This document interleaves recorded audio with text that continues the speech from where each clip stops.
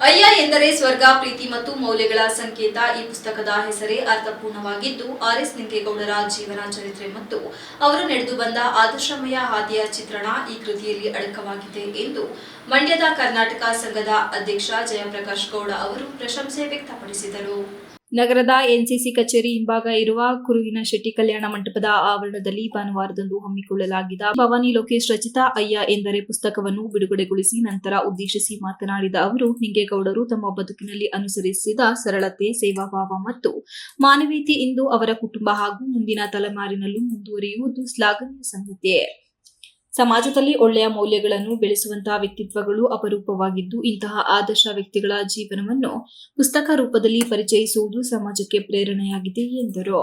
ಇಂದಿನ ಕಾಲದಲ್ಲಿ ಜನಪದ ಕವಿಗಳು ಸಮಾಜಮುಖಿ ಕಾರ್ಯಗಳಿಗೆ ಮಹತ್ವ ನೀಡುತ್ತಿದ್ದರು. ಕೆರೆ ಕಟ್ಟಿಸುವುದು, ದೇವಾಲಯ ನಿರ್ಮಿಸುವುದು, ಬಡವರಿಗೆ ಸಹಾಯ ಮಾಡುವುದು ಮತ್ತು ಮಕ್ಕಳಿಗೆ ಒಳ್ಳೆಯ ಮೌಲ್ಯಗಳನ್ನು ಕಲಿಸುವುದು ಜೀವನದ ಧ್ಯೇಯವಾಗಿತ್ತು ಎಂದು ಕಿವಿಮಾತು ಹೇಳಿದರು. ಆದರೆ ನಿಂಗೇಗೌಡರು ತಮ್ಮ ಮಕ್ಕಳಿಗೆ ಕೇವಲ ಶಿಕ್ಷಣ ಮಾತ್ರವಲ್ಲ, ಸಮಾಜ ಸೇವೆ ಮಾಡುವ ಗುಣವನ್ನು ಬೆಳೆಸಿದ್ದಾರೆ. ಸಮಾಜದ ಒಳಿತಿಗಾಗಿ ಬದುಕಬೇಕು ಎಂಬ ಮೌಲ್ಯವನ್ನು ಅವರು ಕುಟುಂಬದೊಂದಿಗೆ ಬಿತ್ತಿದ್ದಾರೆ ಎಂದು ಪ್ರಶಂಸಿಸಿದರು. ಸರಳತೆ ಮತ್ತು ಸೇವಾಭಾವವು ಈ ಕುಟುಂಬದ ಪ್ರಮುಖ ಗುಣಗಳಾಗಿವೆ ಎಂದರು.